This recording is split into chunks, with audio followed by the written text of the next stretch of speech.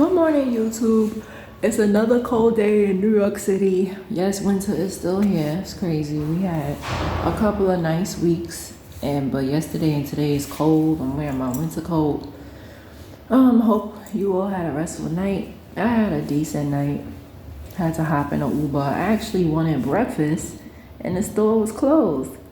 I come outside, the store closed. I go back in the house, get a granola bar, and I come back out, it's open. But I knew that the food wouldn't be done in time, so I just hopped in the Uber, came on to work. And I got here pretty early, a few minutes before the time or whatever. But today I wanted to piggyback off of what I seen on YouTube. Is another YouTuber I love. Her name is Charisma Moore. She's really good. Her story times is really good also, along with Renetta Elaine. So even if you don't subscribe to my channel, you could subscribe to their channel, even though they got more viewers or whatever. We all supporting each other in this black girl magic. So look out for them, whatever, stuff like that.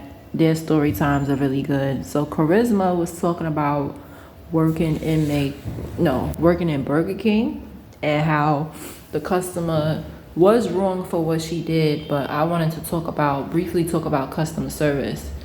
Now, yes, the customer is always right for the simple fact they're paying their money. So I'm not saying I'm perfect, but I could truly say that in the 5 years that I did security, I never got into an altercation with any customer, and if they tried to argue with me, I called my manager immediately. So the customer was wrong for throwing fries at her. Like, who does that? But what she should have did is when anybody that's being weird or defiant, they're not listening, call your manager. Let them deal with that nonsense. Like, for real. Because let them deal with it. Let them deal with the arguing and all that. Because if you argue and go back and forth, you're going to get in trouble every time. And that's just the way it is. The only time I got into it with someone in a store, they weren't a customer. They literally didn't pay for nothing. Now, some retail managers say when a person walks through a door, they're a customer. No, to me, you're a customer when you patronize. So my story time is about King's Plaza, and I was doing a coverage on a Sunday. I didn't want to do it because, first of all, if you're from Brooklyn, King's Plaza is very far and out the way. It's just mad far for no reason. And if you drive, you could actually drive to Staten Island from King's Plaza. That's how far it is. Like, the way they constructed Brooklyn back in the days just don't make no sense. Like, you could literally I could get to the Bronx quicker than I could get to the Plaza. So, that's the thing. Now, Yankee Stadium is the 4 train. They have an express train. And I used to get to work from Brownsville, Brooklyn. I would get to work within an hour and 10 minutes. And that's the Bronx.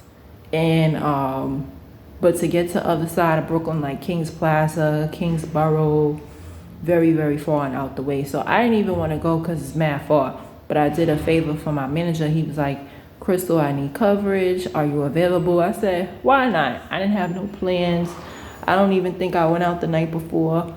He was like, just go up in there to the store called Amani Exchange. Now, King's Plaza has a reputation of being ratchet. I'm 34 and it had a reputation from when I was a teenager.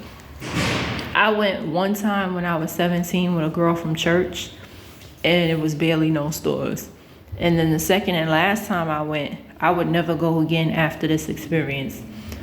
So I'm in the store, and it was a pretty decent day, but one of the other managers, him and I got into a good conversation. We was talking about cars, and then he was talking about he been a manager for like, I think 2 or 3 years or something like that.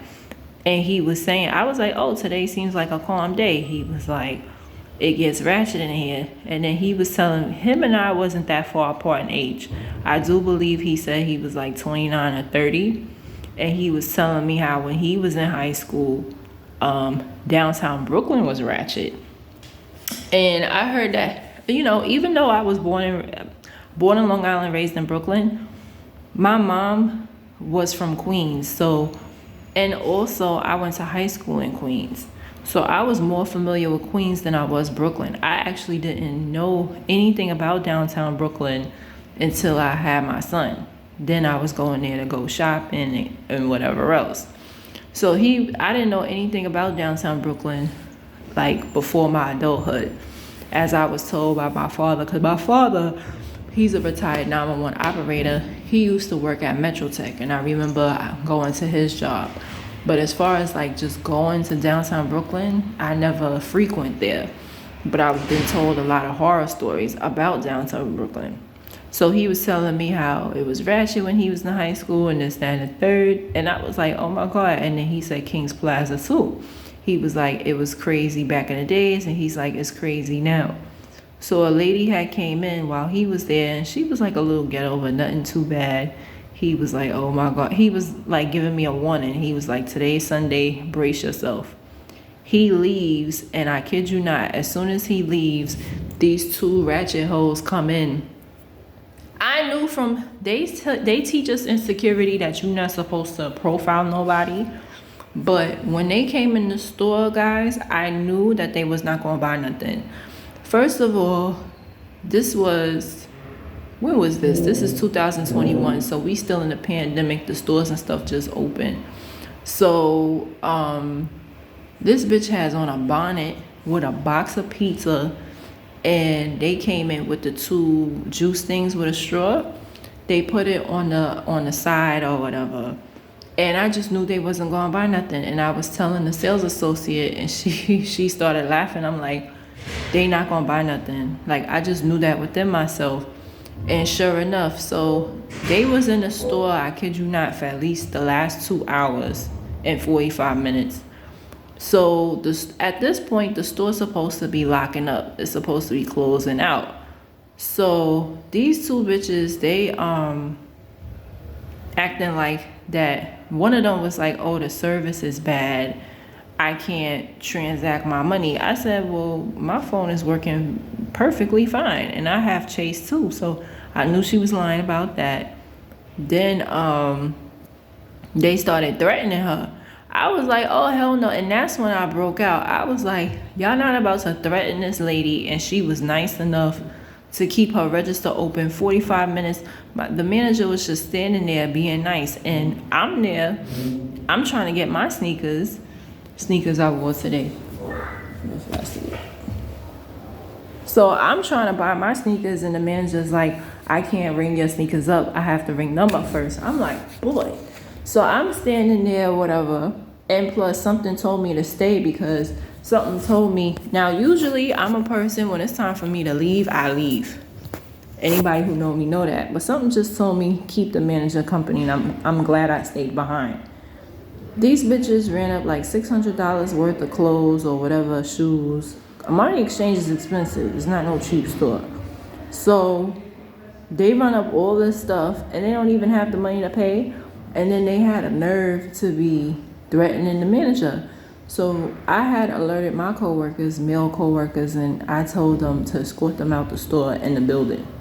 And it was just such a ratchet experience. And I told myself, yo, I would never come in here as a customer, work nothing, and my manager begged me like, oh, can you do coverage for a couple of days in the week? And then the manager there, she was like, oh, you not coming back? I said, I can't, because my thing is, you could be a customer, but my thing is, you did not buy shit and then you want to threaten somebody.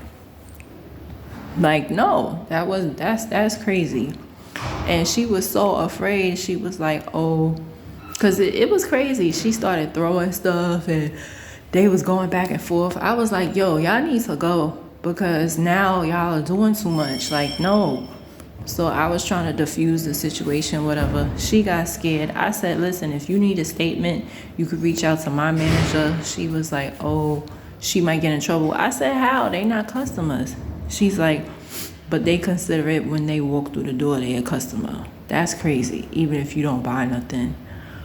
But yeah, like King's Plaza is just the most ratchet place you could ever be. Moments even moments before that incident, they were in the store. These young men try to punk me. Like, we were closing, we were bringing down the gate, and they was like clowning around, standing there, and was like, "What you gonna do?" Like, it's just horrible. If you a security guard, it's very difficult to work there because it attracts a lot of ghetto people, like ratchet people. It attracts a lot of ghetto people. I don't know how people go shopping there. I really don't, but it's just very, it's just disgusting. Whether you work there or you a customer, it's disgusting. I have it. And my son, he was like, he wanted to hang out over there. I said, hell no. You want to go to a mall, go to Atlantic Mall, go to Gateway Mall, go to Queens Center Mall. You can go to any mall. Do not go to Kings Plaza. That's like my only rule. Do not go to Kings Plaza. It's ratchet. Like, ratchet. And it's sad because even my father said, even before I was born, Kings Plaza was known to be ratchet. When he was coming up, when he was in high school.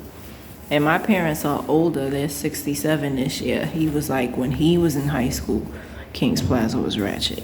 And I'm like, that's really sad. Generation to generation of ratchetness. But yeah, those are my thoughts.